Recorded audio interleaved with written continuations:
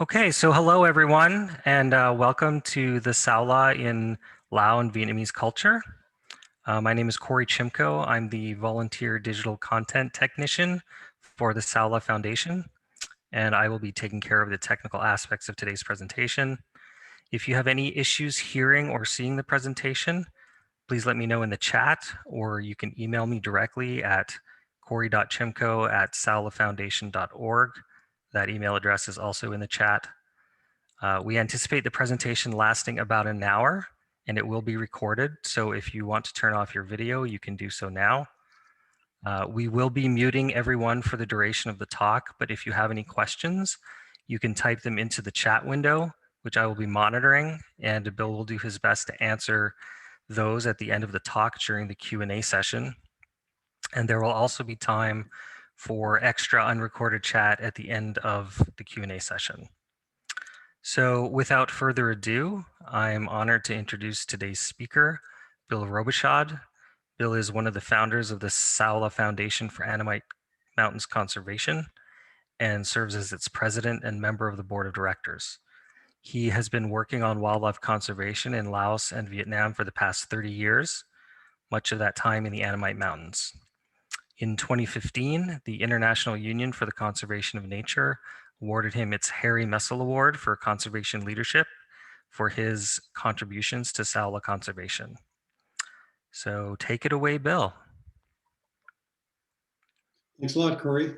And are you going to like blank the videos or just leave them going with the participants? I'll let you handle that. No, the videos don't go away unless people turn off their, yeah. Well, I will spotlight you. Well, welcome. That's all right. Welcome, everybody. Thanks very much for joining me. Greetings from my home in rural Wisconsin on a kind of a gray, rainy day, so it's a good time for us to have a talk here. As Corey said, I work with the Saola Foundation for Annamite Mountains Conservation. We're a brand new organization. We just launched in September. And in fact, this is our very first public presentation by anyone in the organization. Obviously, with the COVID pandemic and the lockdown of travel, we haven't been able to get around much. So we thought we'd try something different. Instead of waiting for COVID to clear and do an online presentation. And also something a little different. I've never given this talk before. I often give a kind of a general talk on the challenges and opportunities for Saola conservation. But I thought it'd be interesting to talk about a different aspect of this very interesting Saola story and the place, the animals' place in the cultures of Laos and Vietnam.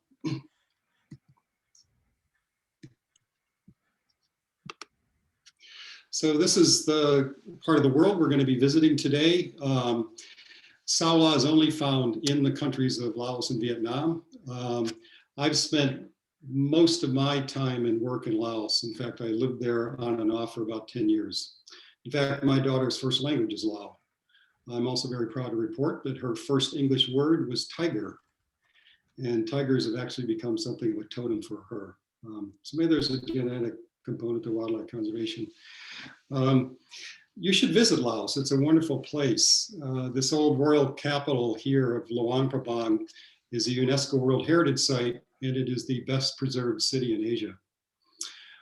One note on names, you'll notice on this map, the country is called Laos. That name is actually it's a leftover from the French colonial period. The area of Laos, Vietnam, and Cambodia was a French colony for about 100 years until 1954. And nobody's quite sure where the word Laos came from because everybody who lives there just say our country is called Lao and we're Lao people and we speak Lao language. The theory is that perhaps the French called it the land of the Laos, plural, and it became Laos. So we're kind of trying to leave that name behind. It's a bit of a colonial holdover, but it is still sort of the universally recognized name for the country. I'll probably use it just out of habit during my talk, but you'll also hear me saying Lao quite often. You'll see some maps that just say Lao. So I just want to explain that so there's no confusion. A little bit of cultural background before we start, because this is a cultural talk.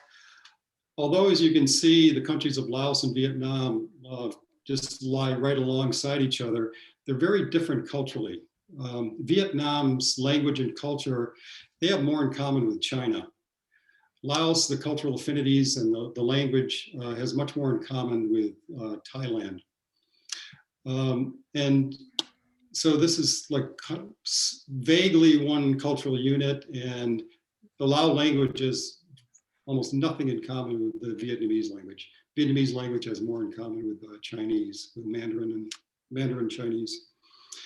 One note during my talk, at some points of the talk, you'll hear me maybe talk about Thai people in this context. By that, I don't mean residents of Thailand. I'm actually talking about people who live in Laos and Vietnam who speak languages closely related to Thai.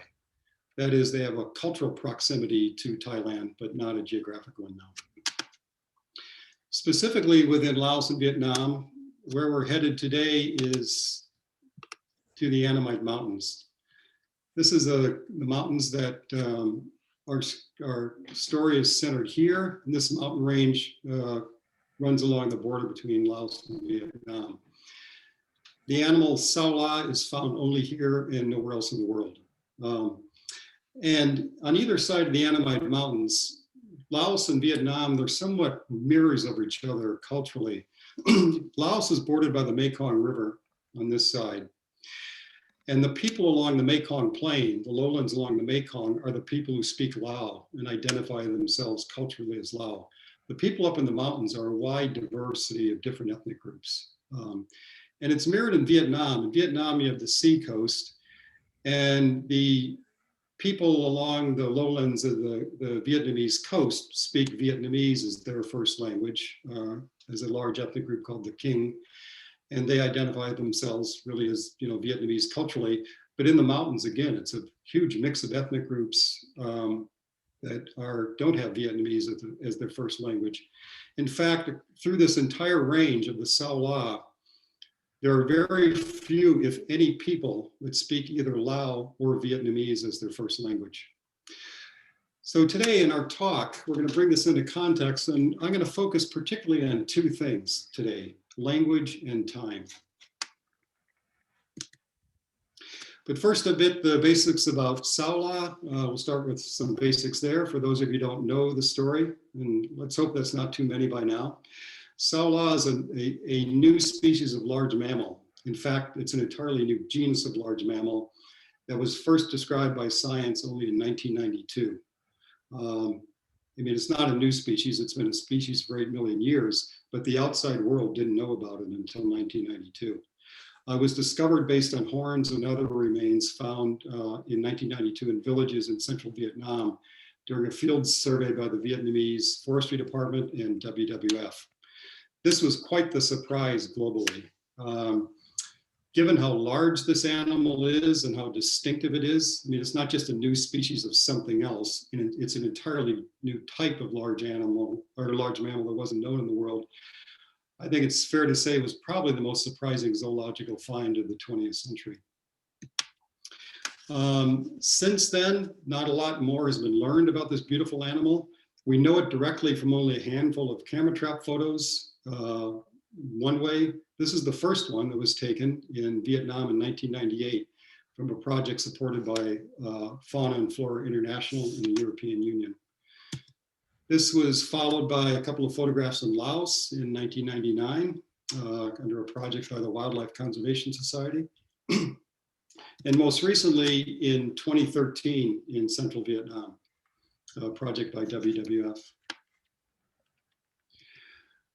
There have also been some Saolas that have come into captivity since 1992, a handful of animals. They've come into captivity in ad hoc ways in Laos and Vietnam. The last time was this adult male in 2010. However, none of these animals have had the benefit of professional care, and none lived longer than a few months. There are currently no Saolas in captivity anywhere in the world, at least not that we know of. In the meantime, the animals in the wild have been hammered by the pressure of the region's commercial wildlife trade. This is something that's really exploded just in the last 25 years since I've been working in Laos. What's interesting is Saola is not specifically targeted. The target is for animals used and valued in traditional medicine, and Saola doesn't have any use in that. But the prices for these many other animals that are valued in the wildlife trade are so high that it's just sent organized gangs of commercial poachers pouring into these forests of the Annamite Mountains, in particular setting wire cable snares, foot snares by the hundreds of thousands, literally by the hundreds of, probably the millions in these forests. And Salah is just getting caught up in the general slaughter. We're all quite certain now that there are probably a few hundred Saola left in the wild, scattered across a forest the size of the French Alps. The situation is dire. Saola is certainly one of the most endangered large mammals in the world, probably, certainly in the top 2 or 3. The conservation plan to save this animal from extinction is called the one plan approach. Things are so dire that it's now necessary to start a captive breeding program for Salah before all the animals are lost in the wild. There's still, even though the enforcement and protection efforts have increased a lot, thanks to the good efforts of the governments of Laos and Vietnam in the past 20 years, the prices keep going up for the animals that are valued in trade. So the poaching pressure has been increasing along with the enforcement and protection responses, and even increasing it. There is no site anywhere in the Annamite Mountains now where Salah is safe from poaching. And it's on the verge of extinction now. So what the one plan approach does, it pairs efforts to get these sites well protected in the forest, while at the same time, in parallel, starting a captive breeding program so the animal isn't lost forever. And that's called the one plan approach. This is designed by the International Union for the Conservation of Nature, and this one plan approach is being coordinated by the IUCN, the Salah Working Group. So let's talk a little bit about the Annamite Mountains, about where Salah lives and where this conservation will happen. The Annamite Mountains are now recognized as one of the world's global biodiversity hotspots. And this is due in particular to high endemism, species that are found nowhere else in the world. Every single one of these spectacular animals is found nowhere else in the world except this mountain range. And what's even more remarkable, the pace of encounters with new species in the Annamites, ones new to science, has been extraordinary. For larger vertebrates like this pace of new discoveries since the Salah was discovered, it's a Salah in the middle in 1992, this has been unmatched by any other region in the world in probably the last century. This is a really special place. That's a Salah. The animals ringed in yellow are all new species that have been discovered in the Annamites since the Salah was discovered in 1992. We've got a couple species of deer, this very bizarre small mammal, which is an entirely new mammalian family, this beautiful rabbit, Asia's only bald songbird lives in the Annamite Mountains. We don't know why it's bald yet. Nobody's quite figured that out. So conservation program might be hair club for men for this bird. We don't know. And I'd like to point out that these animals in yellow, the Saola Foundation's technical advisor, Rob Timmons, has been involved in the discovery of nearly every single one of them. My own little claim to fame is this cute little salamander with the bright orange toes. I found this new species of salamander just while walking on a trail on a field survey. This beautiful pheasant, it's not new, but it's only found in the Annamites. It's called the crested argus. These tail feathers in the male are the longest feathers of any bird in the world. So this is just a very, very cool place. The biodiversity of the Annamite Mountains is paralleled by an extraordinary cultural diversity. They run in parallel. For example, my friend and colleague, Jim Chamberlain, who I see is on the call today, great to have him. He can answer questions about this later. In 1996, he was contracted to do an ethnographic survey in one protected area in Laos on the Vietnam border in the Kainim National Protected Area. This is, it's a more than 3,500 square kilometers in area. It's quite big. There are about 35 to 40 small villages they're known about, these villages, but nobody had ever really been in to talk to the people. And in fact, this is the area where Saola was first confirmed to be in Laos after it was discovered in Vietnam. our friend and colleague Bob Dobius found Saola horns in some of these villages. So Jim, who's a professional linguist, he goes in there in 1996 and he discovered 6 new languages, 6 new ethnic groups and languages that were unknown to anthropologists. So this is just an incredible place in the world. And Jim came out of that survey and said, look, the Annamite Mountains are an area of linguistic and cultural megadiversity. So it's not just the non-human biodiversity. There's just amazing stuff going on in the Saola's home. Every one of these people, or these are just people in this one protected area. They all speak different languages. And they're not even in the same language family. Yeah, Papua New Guinea has hundreds of languages. They're all in one language family. These are different language families. These are the Cree, one of the new languages and ethnic groups Jim identified. This is a Cree man. They live in 3 small villages. The last I knew, about 45 households. These are the Atel. This is my friend Bun Chan. I got to know him.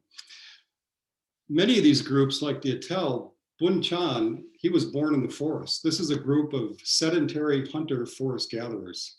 And in the 1980s and 90s, the Lao government sort of started rounding up these people and requiring them to live in a village.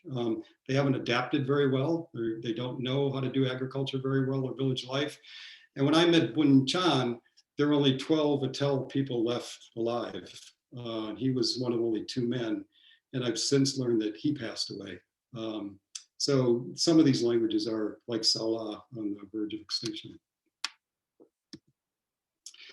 So now let's go back and we've talked a bit about the horizontal cultural diversity, the broad cultural diversity in the Saola's habitat, horizontally. Now I want to go dive a bit deeper vertically down in time. As a starting point, we're going to go back just to the 1960s and 70s. This is a US B-52 bomber, probably flying out of a base in Guam, unleashing its load of 2,000-pound bombs onto the Ho Chi Minh Trail, right in the heart of the Annamite Mountains. This Ho Chi Minh Trail was a supply network, some of you are familiar with it, where the then separate country of North Vietnam funneled material and supplies to South Vietnamese partisans in South Vietnam fighting the US-backed government in South Vietnam. And this trail network, to protect it from being interdicted by US forces, it snaked through the mountains of the Annamites. And the US knew this, and they bombed the crap out of this place, virtually around the clock for 8 or 10 years. Laos is about the size of Great Britain, and at the time of the war, it had a population of just about 3 million people. And more bombs were dropped on Laos during this period than were dropped on all countries of Europe during World War II. So, and I can show you later, I don't have it queued up, there's a map showing the distribution of the bombs. To the US's credit, they've given this map to the Lao government so they can respond to it. And the whole stretch of the Annamite Mountains is just plastered red. I mean, you can't even see individual dots. So a lot of the bombing was focused right on the Saola's habitat. Not all of these millions of tons of bombs went off. Some of them were designed not to. They were designed to just land and function as mines. This is a poster in a village in this area, trying to warn residents not to fool with this stuff if they find it. It's still everywhere in some places. In the areas of the Annamite Mountains where we work on Salah and villagers live, it's probably nearly 50 years after the bombing stopped. It's probably safe to walk everywhere now. I mean, there's been water buffaloes and elephants and everything else walking around there. But you don't want to drive tent pegs too deep into the ground or start digging a rice paddy with a metal shovel. That carries a risk. It's left a very cruel legacy. And what I'm going to share an interesting story of this legacy. This is a rehabilitation center in Laos, helping people who still to this day sometimes lose limbs to this unexploded bombs 50 years after the war ended. And there's an interesting story related to this, which gives you an idea of the time depth of the cultural diversity here. This is an area in the Salaw's range, down in the kind of the southern Annamite Mountains, a small area, a district called Villa Buri or Sepon. And there's gold there. And a large gold mine started developing there about 10 years ago. And what always has to be done with any new development project in this area, you have to send in specialist unexploded ordnance detection teams. They got to go through their metal detectors and get all the unexploded bombs out before you start digging with your backhoes or anything else. So for this gold mining company, they hired a UXO team to clear this area. And this is a very remote area. There are just a few small scattered villages in this area. There's no development today, no towns really. It's actually identified as one of the poorest, least populated districts in Laos. Well, what happened was the UXO team, what they got a hit with their metal detectors. There was something big and metallic in the ground. And normally what they do is they don't fool with it. They just put explosives on it, stand away and they blow the thing up in place. You don't want to try to, start pulling this thing out. Well, to the credit, one of the Lao members of the team, they started clearing the dirt away to place the charges to blow this, quote, bomb up. And he said, this doesn't look like a bomb. And he convinced the rest of the team to start clearing more away. And this is what they found. This is a bronze drum. This is a type of drum that's known from this area. What they also found around the drums, where they're doing the clearance of the unexploded ordnance, they started finding mining shafts, old mining shafts, like handmade ones. And some of them still had bamboo mats kind of along the edges to keep the soil from falling in while guys were being maybe lowered by some vine ropes to do the gold mining and get down there. And this has been sealed over. They've been sealed in the soil, not much oxygen. They did a carbon-14 on these bamboo mats, 2,000 years old were these bamboo mats. There were people mining gold there 2,000 years ago, and this drum was found there. This is a bronze drum that, as I said, these are quite well known in northern Vietnam, some areas of northern Thailand. They're very beautiful. They tend to have animal motifs. This one probably represents the power of water. This is probably representative of the surface of the water, and these are frogs actually along the edge of this spiritual pond.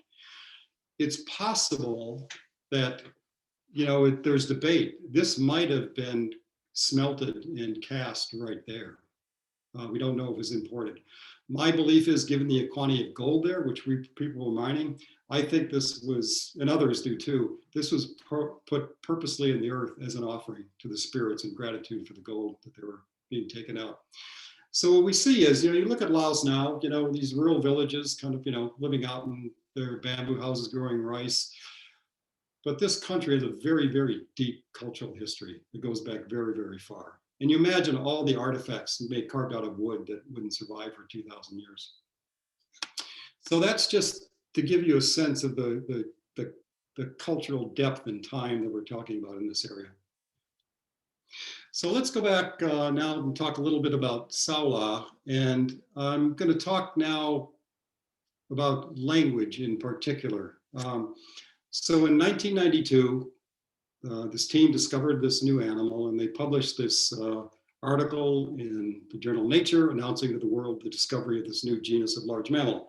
They gave it the scientific name Pseudo-oryx ngatenhensis, because it looks a little bit like an oryx of Africa, although it's not really related to oryxes, so they called it Pseudo-oryx, because it's very long horns.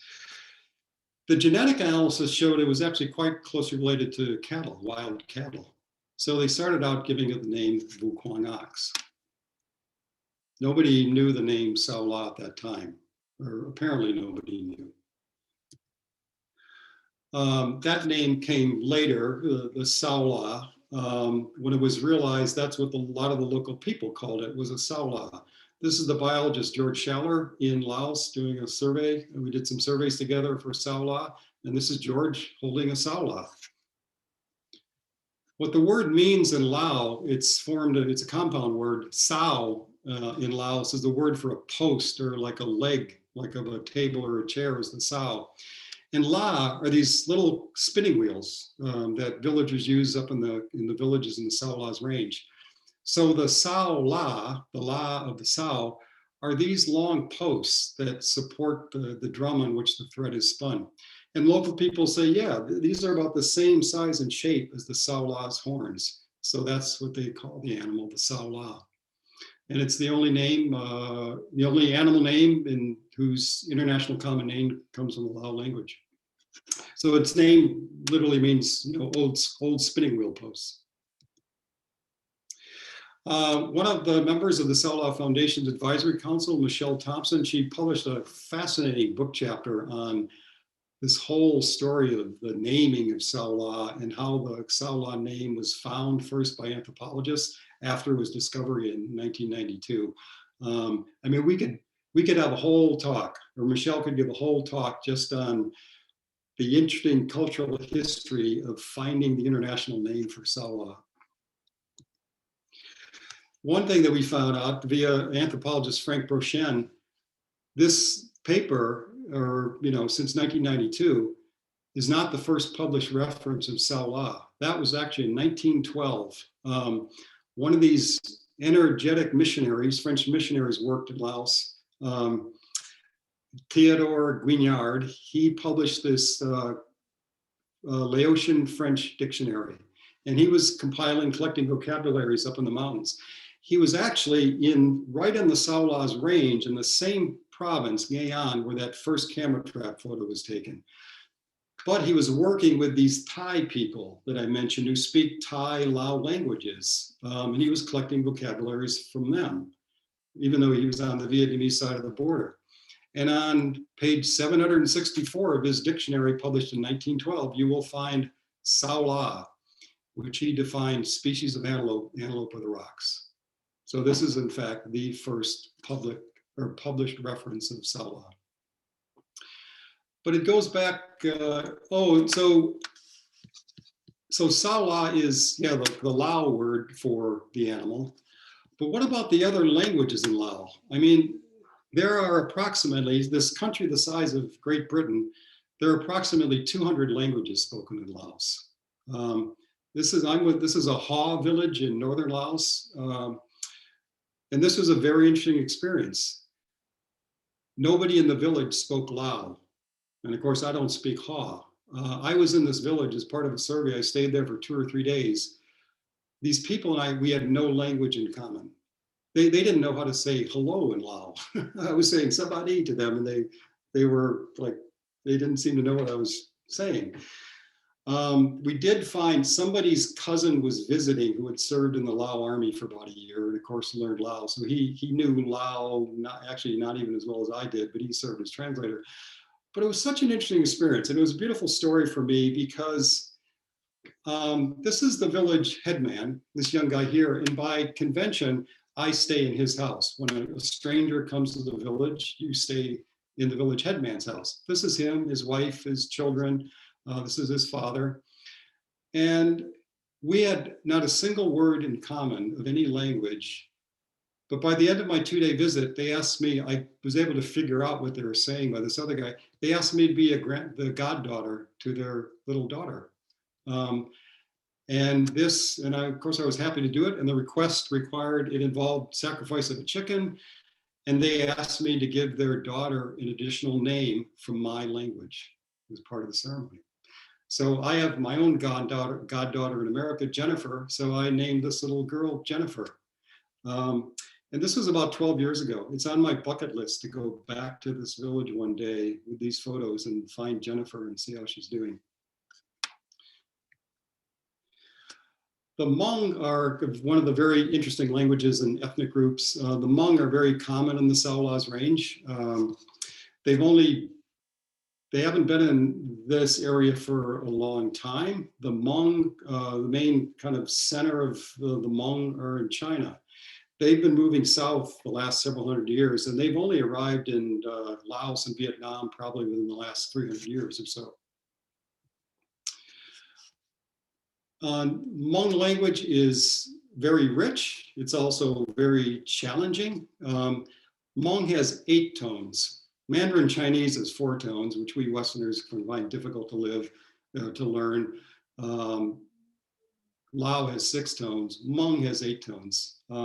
There's an interesting aspect of this I want to share with you before I talk about the Hmong word for the Saola. And I'm going to figure out how to stop sharing my screen just to show you something for a moment. This is a can. The Hmong have a type of this instrument. This is made out of, it's like a big bamboo mouth organ or pipe organ. I don't know how to play it. I mean, I'm a former high school trumpet player, but I don't think even I can get much of a sound out of this. Well, as you see, my chops aren't up to speed, but the Hmong play versions of this very well. And because their language is tonal, with 8 tones, a Hmong friend of mine in Laos explained to me that when the Hmong is playing one of their traditional songs on this can, other Hmong can understand the words, the lyrics of the song by listening to the tonal changes, which is extraordinary. And he said, William, only native speakers of Hmong can do this. Yeah, there have been foreigners who learn how to speak Hmong, but they can't do that. But when we Hmong listen to this song being played, we can hear the story being told, not just through the intonation. So I just think that's an incredible thing. Let me try to share my screen again. Oh, and as Corey said, if you have any questions, just put them into the chat and we'll try to get to those later. So according to a Hmong folktale, the Hmong used to have a written language, and it was written down in a treasured book. And according to folktale, cows and rats ate the book, and this written language was lost. And it would be difficult to replicate. So therefore, the folktale states that the Hmong language was exclusively oral from that point onwards. However, in the 1950s, 3 missionaries working in Laos with Hmong advisors developed a Romanized script for Hmong, which became called the Romanized Popular Alphabet. And this is the Hmong word in that script for Saola. It's pronounced Shai Ja. Now, what's interesting about the Hmong, as I said, they've only been in Laos about 300 years. They only encountered Saola for the first time, probably in the last couple of 100 years. So they don't really have kind of a single endemic word for Saola in their language. This is a siro, which is a kind of a wild goat type thing, which is much more common and widespread in Southeast Asia than Saola. And the first part of the Hmong word for Saola is shai, is the word they use for the siro. And they've combined that with this word ja, which means to pull something, which means to lead something. And they say we call this basically the leadable siro because we've heard this often.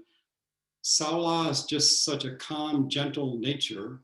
When you catch it, you can just throw kind of a rope around its neck and lead it back to the village. In fact, the colleague and friend of mine who explained all this to me was Paul Vu. He's a Hmong American graduate student from Madison, Wisconsin, and he studied Hmong culture and their use of natural resources in the Salah's range in Laos. And the Hmong told their cousin or their clansman, Paul Vu, they said, yeah, we've done this multiple times. In fact, we've sometimes caught Saola in the forest using hunting dogs to bring them to bay. And we've led them back to the village, and their calf followed all the way to the village. And when we got to the village, we killed the mother and ate her, and we raised the calf or sold her to someone else. So to me, this bodes well. This Hmong word for Saola bodes well for the success of the captive breeding program, that it might actually be possible to capture these animals safely and lead them into a captive situation. In fact, I saw this firsthand. Some of you have heard of this Saola named Martha that was adult female captured in Laos in 1996.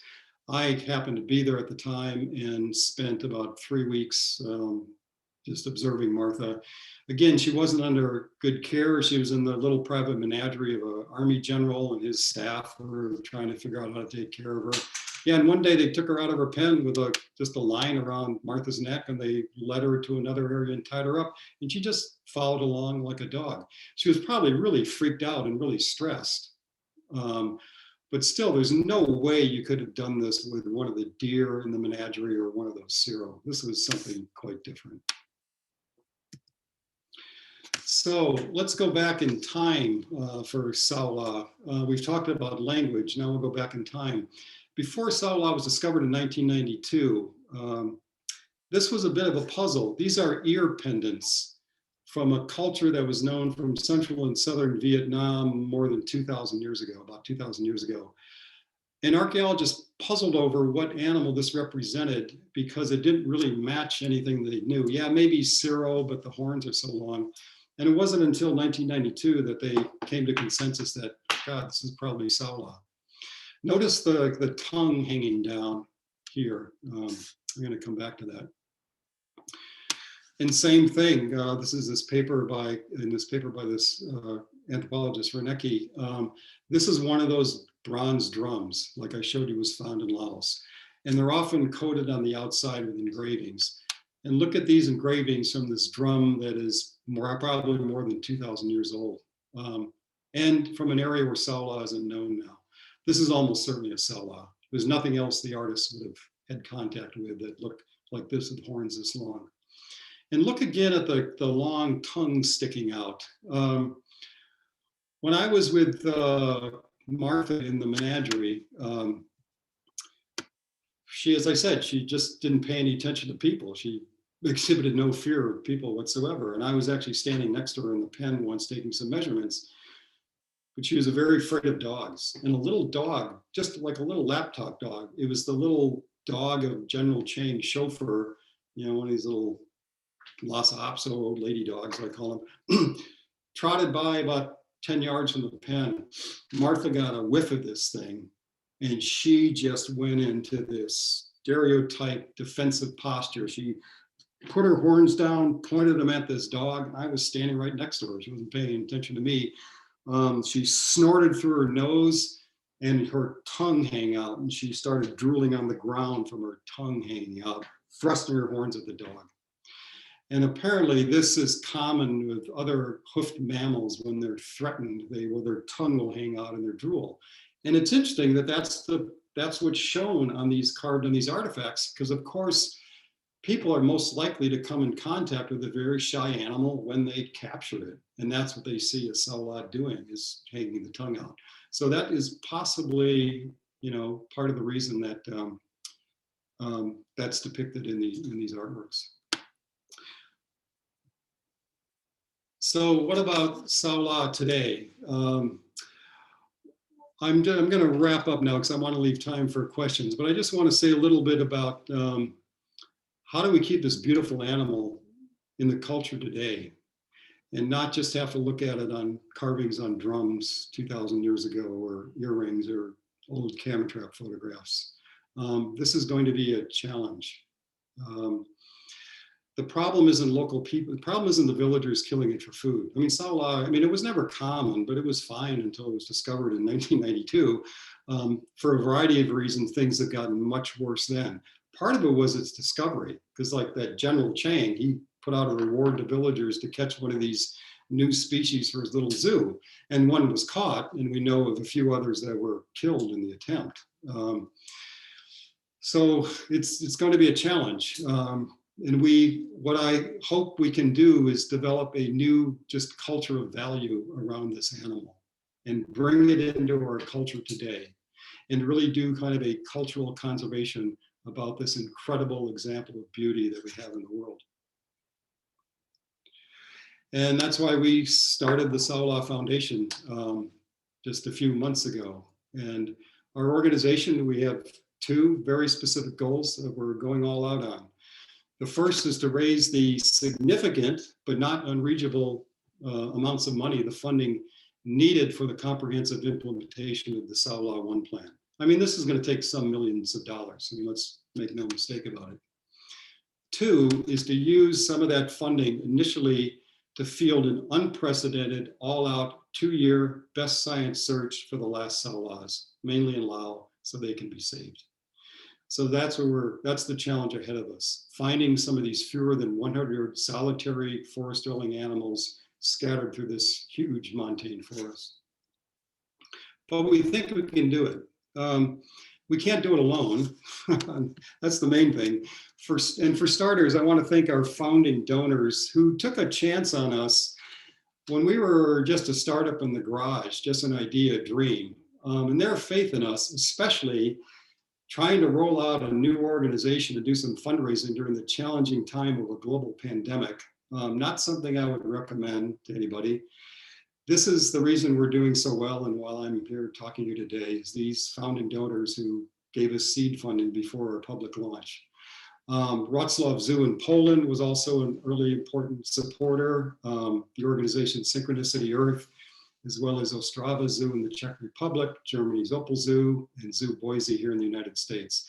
And I want to say a number of people on this call, individuals, which we're also grateful to. Because of their support, we've been able to put together a fantastic team. This donor support has allowed us to assemble this group of people to get this job done. We have a very challenging task ahead of us. We know that. And it's going to take very good people, and I'm very proud to say that we have them. I'll just note, we have one sort of shy volunteer. He just likes to help us out, but he doesn't particularly want or need his face on our website. And that's George L.A. here in Middleton, Wisconsin, who just is one of the world's greatest editors of the English language and helps us out in that way. Nelson Mandela, he's not officially part of our organization, but he's kind of we consider one of our spiritual advisors based on just one thing that he said. It always seems impossible until it's done. And we're going to get this done. We're going to do a hell of a lot of good for the Annamite Mountains in the attempt. And we can do this together, but we got to do it together. So I'm going to close with one more image. This is as I mentioned, the old royal capital of Luang Prabang in Laos. This is a mosaic on one of the beautiful old temples up there, Wat Zion Tong. And you show it's some story showing a turtle helping a muntjac get released from a snare. It's biting through the snare to release the muntjac. This is such a wonderful metaphor. Obviously, Saola is the muntjac that really needs help. And we're the turtle. We're all the turtle. At most, the Saola Foundation is just the turtle shell. Each of you are pieces of this mosaic. You're essential to the success of this, and we hope you can help. And I mean, at a little, me being an American, I think there's a special side to this for my fellow Americans on this call today. You know, where once we did a lot of damage and a lot of destruction, perhaps we can now help to restore. One small way to do this would be through Saola conservation in the former area of the Ho Chi Minh Trail. That's all I've got. I'm going to open it up for questions in the chat. After the question period is over, I'm happy to stay on and we can just chat live and get caught up. If you've enjoyed this talk and you'd like to make a small goodwill donation to the Saola Foundation and for our work, Corey's now going to put a link into the chat that you can use, or just head to our website. The address is shown there. Yep. We're also planning another talk in the series at the end of April. As noted, one of the missions of the Saola Foundation is to conserve not just Saola, but a lot of the other wildlife and diversity in the Annamite Mountains. I mean, that system as a whole. And one of the other species that's really been hammered, specifically targeted by the wildlife trade, is bears. Our CEO, Lorraine Scottson, did her PhD on bears in Laos and Vietnam. And at the end of the month, she's going to give a talk about her 10 years of experiences researching bears in the Saolas range. If you're not on our mailing list and you'd like to be alerted for Lorraine's talk, Corey's also going to put a link in the chat now. Just click on that and you can type in your email address and we'll alert you to Lorraine's talk. And we're also happy to keep you updated on Saola conservation news. So I just want to thank you all very much for joining me today for our first talk by the Saola Foundation.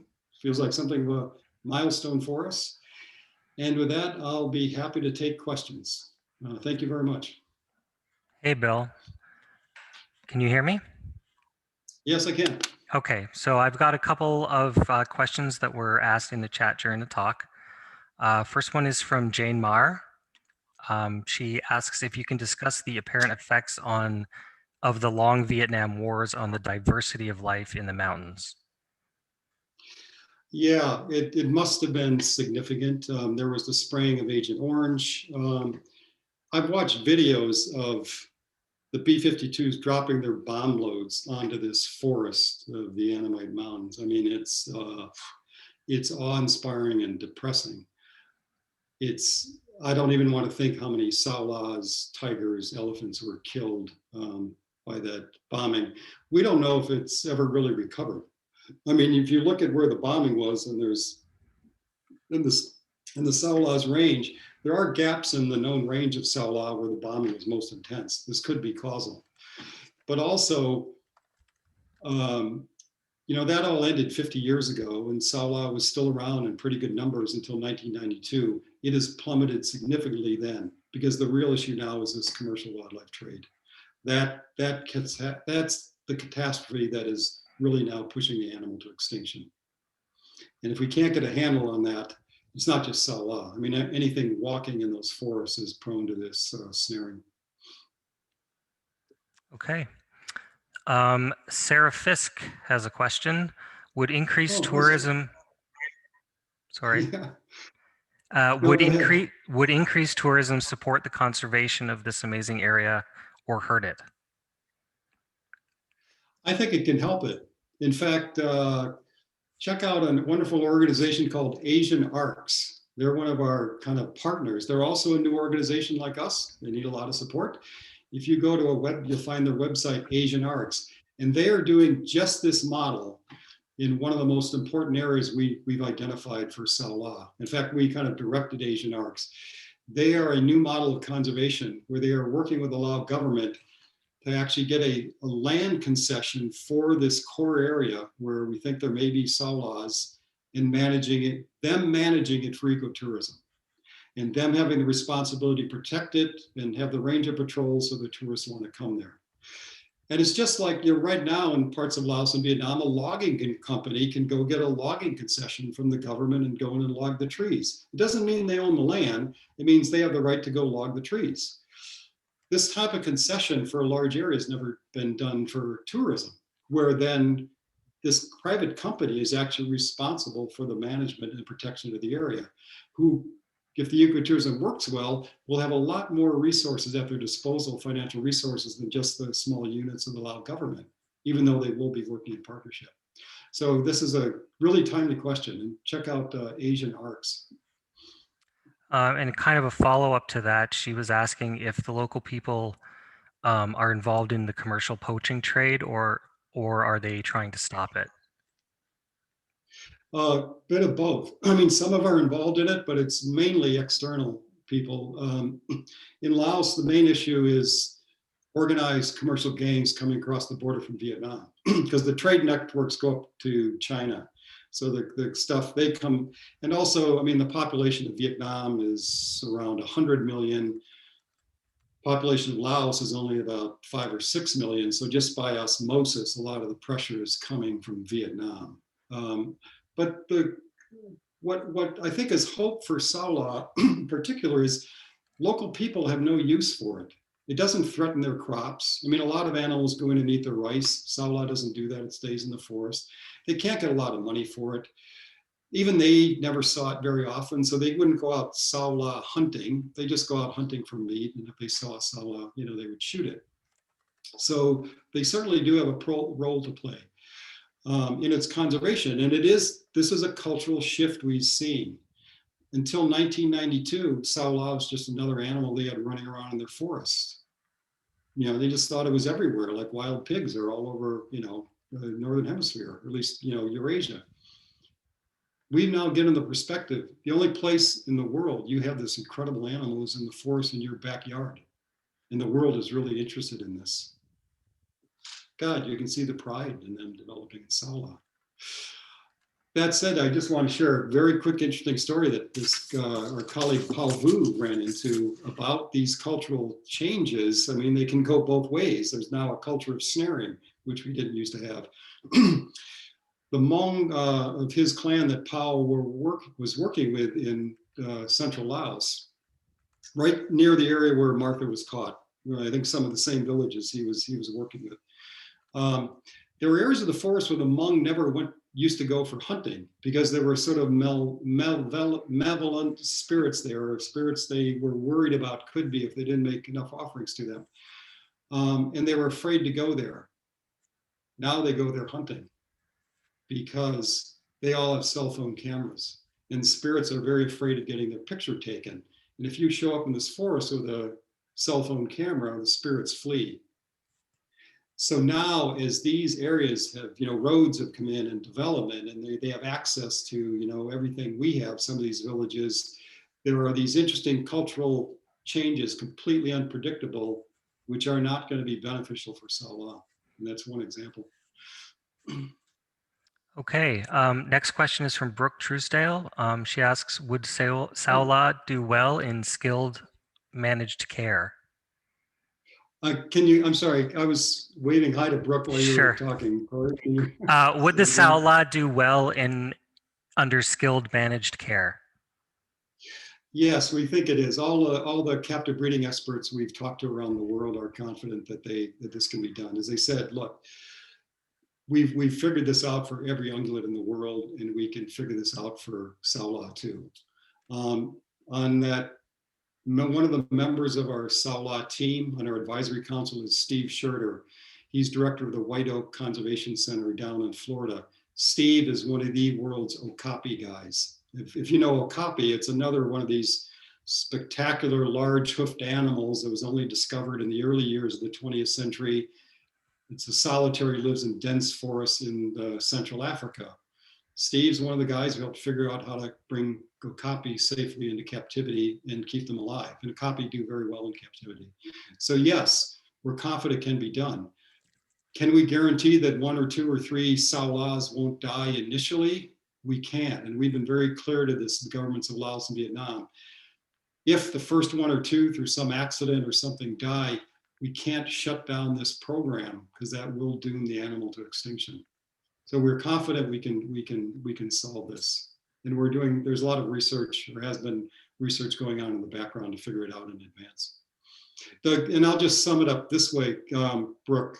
I think the best way to encapsulate it is, we know it is a very high risk to try to capture these Saolas and bring them into captivity. But the risk of not doing anything now is much greater for the species extinction. We have no risk-free option left to try to save Saola. But thanks for the very good question. Okay, next question is from Gigi. Can you please explain what techniques you're going to use to capture the Saola? Yeah, what the villagers do, I mean, one option would be like padded snares, but Saola is so rare, it would take years and years to get one Saola in a padded snare, and you'd have to take out hundreds of wild pigs and stuff. It's just not feasible. What villagers do, and what's being looked at, is they have hunting dogs that they hunt Saola with, or they hunt everything with them. But Salah has a very interesting behavior that the deer don't do. If you chase a deer with a dog, it just runs till it's exhausted and you can catch up to it and shoot it. Salah doesn't do that. It has a very specific, unusual behavior. And we kind of saw this in Martha, how freaked out she was by dogs. In fact, local people said, yeah, the only thing Salah is afraid of is dogs. When Salah is chased by dogs, they immediately run down to a stream and they come to bay in a stream. They put their rump up against the bank, and because they're in a bit deeper water than the dogs, they can fight off the dogs standing in the water. And that's when the Hmong say, and other hunters, you can just walk up to a Salah because they're so distracted by the dogs and throw a rope around their neck and lead them back to the village. So this is one method that is certainly we're looking at very closely of possibly using. And again, this wouldn't just be going out with any village hunter and his dogs. These would be specially trained teams with professional wildlife or hoofstock handlers and professional veterinarians as part of the team.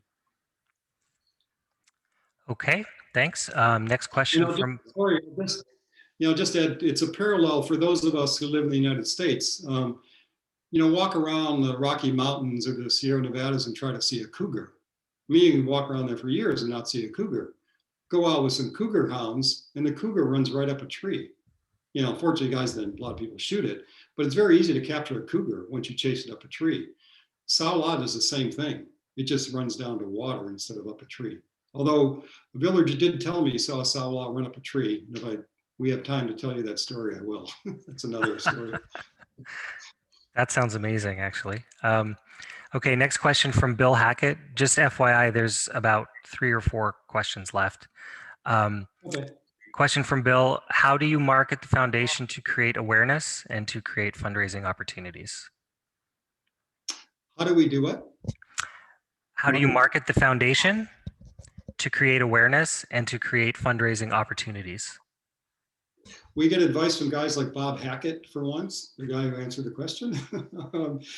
We actually had, about 3 weeks ago, we had an internal week-long fundraising workshop, and we had some wonderful outside experts advising us, including Brooke Truesdale, who asked one of the last questions. She's worked on major development for San Diego Zoo.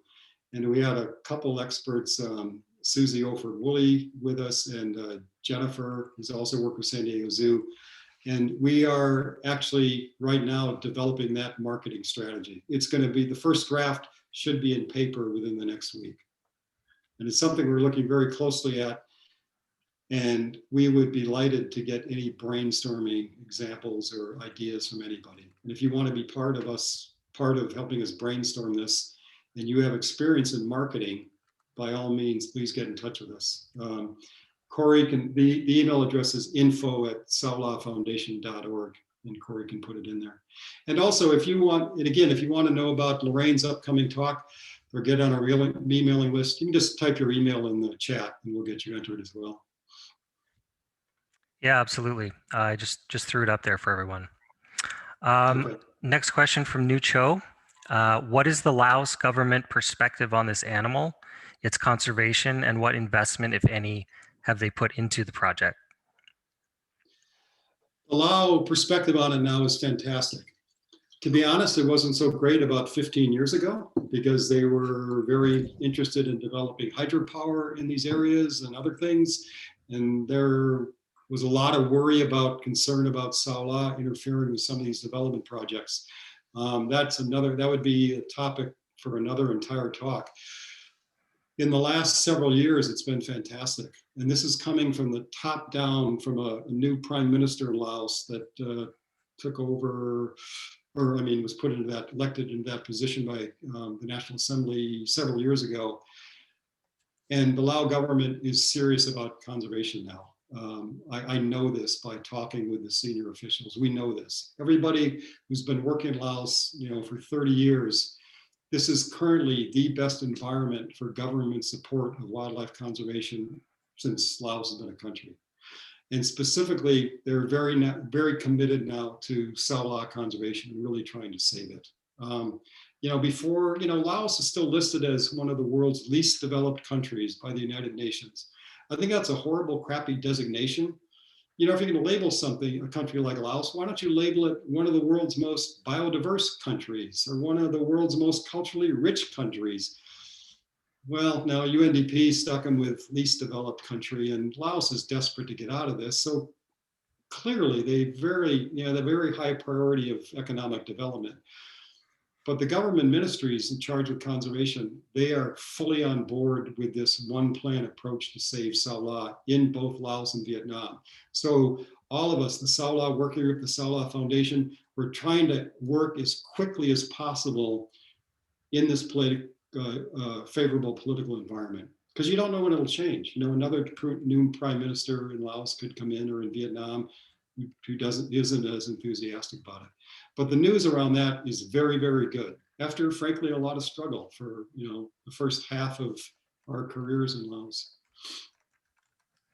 Okay, and he had a quick follow-up. Is there any video of Saola available? There is. Not anything in the wild. We have videos of Martha walking around. There's a wonderful video of some kids in 1998 somehow caught a Saola in the forest in Vietnam, in the province of Hue. They went and notified the authorities in the Department of Forestry in Hue, And these guys came back with a video camera and released it into the forest, and we have video of that. If some of those aren't posted on the Saola Foundation's website, maybe we can get some up. Yeah, or on YouTube.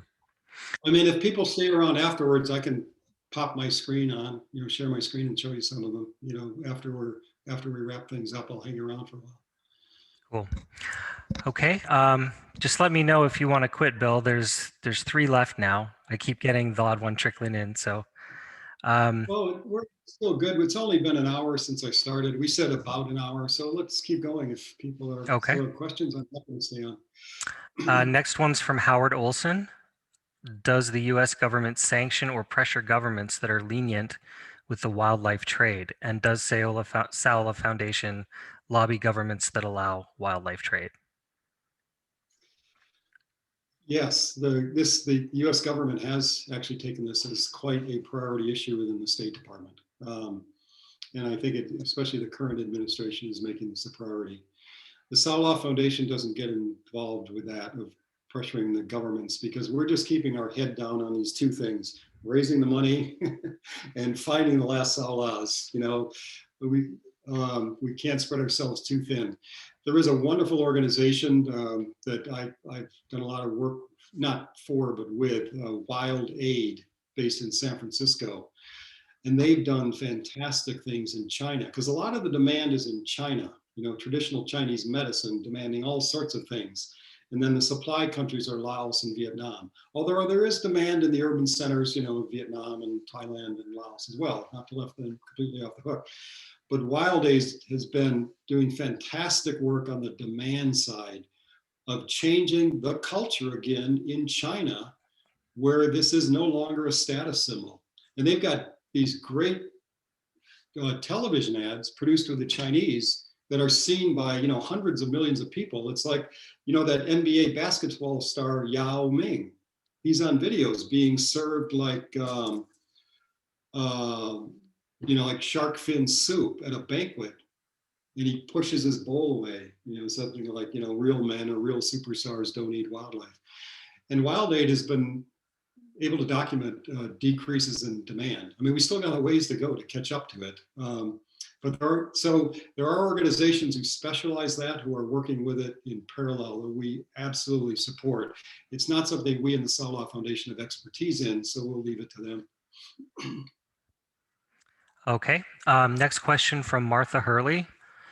Do you have wow. Sorry. No worries.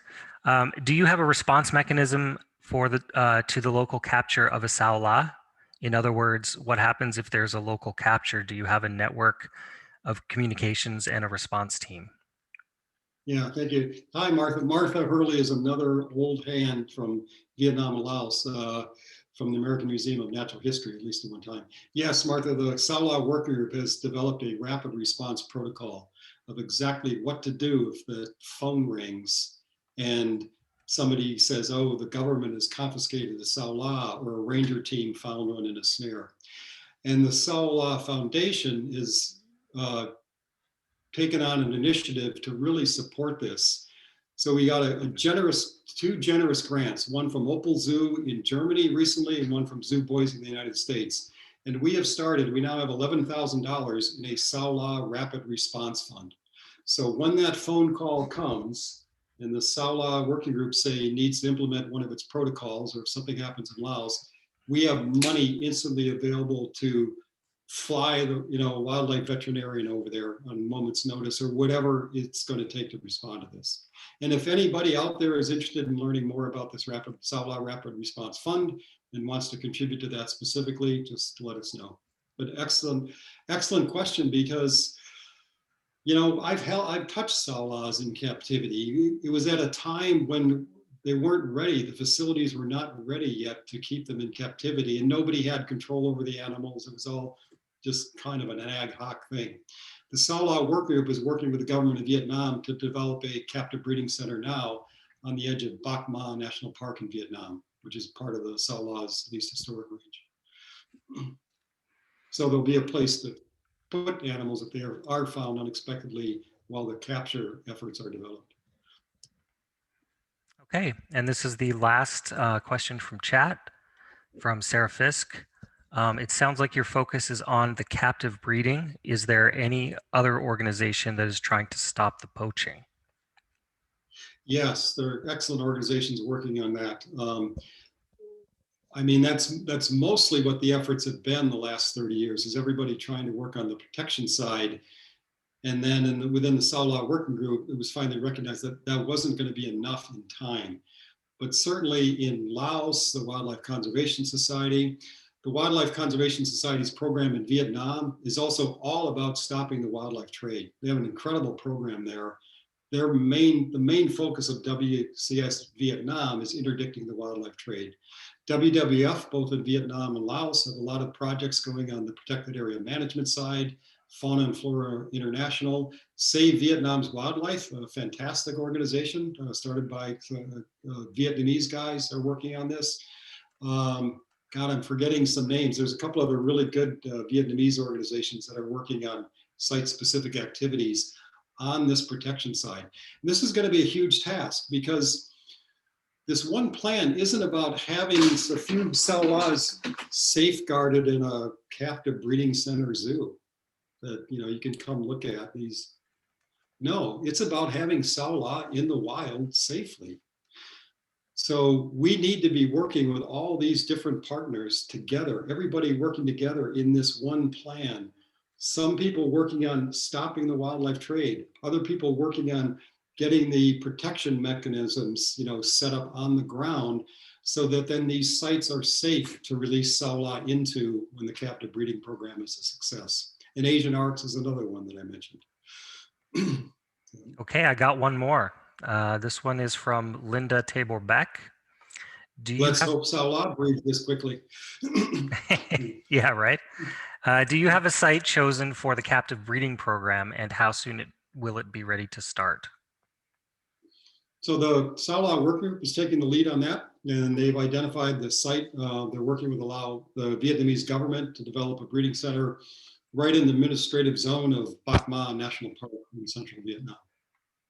So if you go on like the Salah working group's website, you can probably find more information for that. They're the ones that really are corralling the expertise for the captive breeding side of the component. Okay, so that's all I have. What I'm going to do is go ahead and stop the meeting recording, and then I will unmute everyone or ask everyone to unmute, and we can continue the conversation if we want. Corey, I just want to wish everybody well. Thank you all for coming. I know, I hope this has given you some relief from the year of stress of the pandemic. Just remember, keep calm and save Salah, and everything will be fine. And I'm happy to stay on and just chat and answer more questions and visit if anyone wants to stay on for a bit longer. And thank you so much to Corey for his wonderful job of the technical management of this. Thanks a lot, Corey. My pleasure. Thank you. All right, stand by for unmuting.